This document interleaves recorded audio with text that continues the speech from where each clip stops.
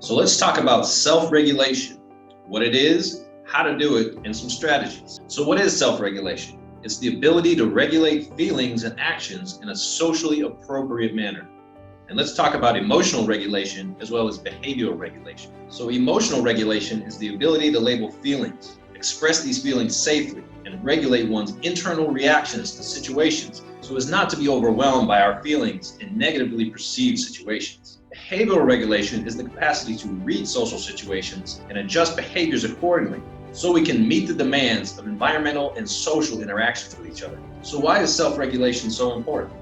It improves our self-esteem, it increases our learning, improves our self-control, increases our positive relationships with each other, improves our self-directedness, and increases engagement with each other. So why do some of our students, or why do kids in general, not know how to self-regulate? Well, it could be biological. They could have neurological differences within their brain. It could be psychological, disturbed attachment relationships with different people that they know. Or practically, they need to be explicitly taught how to self-regulate.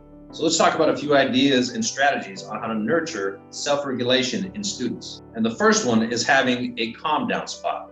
Let's talk about what that is. So having a calm down spot could be anywhere. It could be in the classroom, it could be in the school building, it could be at your home if that's where you are. Going to that spot when you're upset or frustrated and just breathing and calming down. It's a safe place for you to relax and get your mind right, get yourself back together. And it's important to know where that spot is. If the student is verbal, they can verbally request to go to that calm down spot as long as it's supervised and safe. For a student who's nonverbal, how do they communicate that they would like to go to that spot? You could have a picture of that spot on their desk or close to their chair, labeled and laminated, and they could touch it or look at it, indicating that they would like to go to the calm down spot.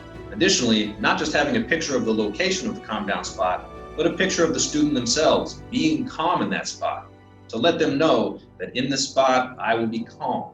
After a few minutes in the calm down spot, they can return to the work or activity that they were doing previously. The next strategy for self-regulation for students is positive words or positive pictures. Let's talk about what that is. So positive words, as a part of emotional regulation, we can create what's called a feelings continuum.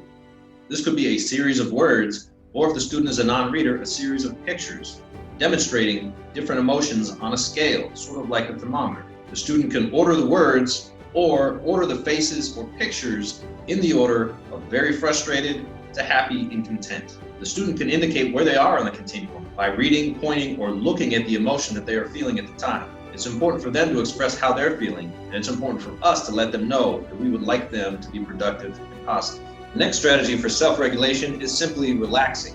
This could include breathing deeply, closing your eyes, stretching, getting up and walking if you're able, maybe just going outside and getting some sunshine on your skin for a few minutes. Sometimes the work, assignments, or tasks that we're doing can be frustrating.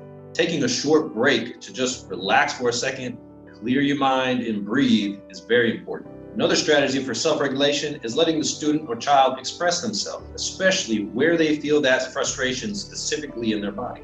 So having a graphic of the body and asking the student to touch, point, or read where exactly on their body are they feeling the frustration. Are they balling up their fists and really tight? Are their eyebrows down and their eyes are really clenched? Do they maybe feel butterflies in their stomach? Maybe there's a part on their body that's hurting. Maybe they're too hot or too cold.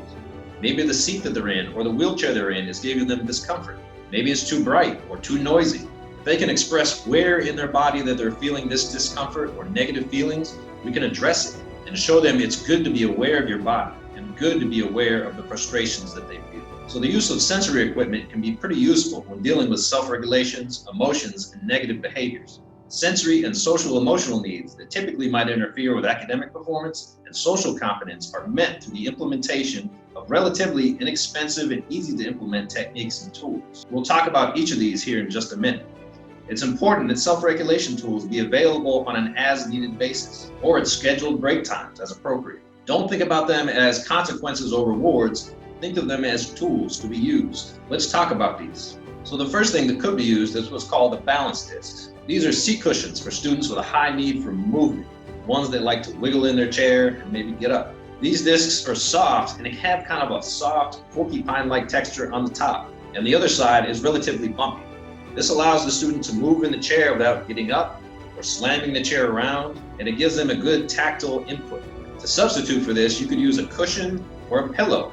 This would allow the student to shift and move and give them a tactile stimulation that they wouldn't normally have in a regular chair. A weighted lap cushion or blanket is sometimes useful for students. The weight of the cushion or blanket has a calming effect on many, and having the students stand up and sit down with it or move around with this weighted cushion or blanket can actually burn off more energy for students or children that may be hyperactive. Sound blocking headphones can be useful for those students who are easily distracted by the noises that may be in the classroom or hallway. They block the sound out, helping the student focus on the work or task or activity that they're working on.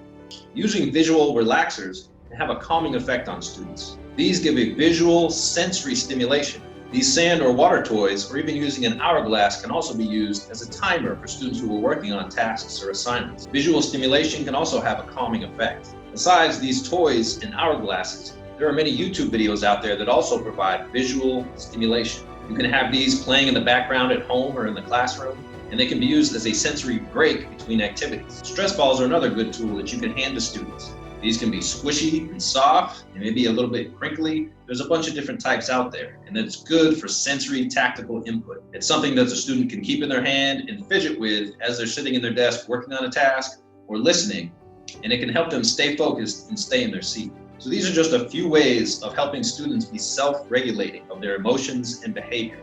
There are many others out there, but by focusing on self-regulation and practicing it with our students, they can be more self-aware, be more productive and positive in the classroom or wherever they are.